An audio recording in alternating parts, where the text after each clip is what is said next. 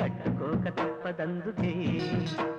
మొగ్గ తుంచుకుంటా నా అగ్గి దించుకుంటా నీ సిగ్గు అంచు వెంట నా ముగ్గులేసుకుంటా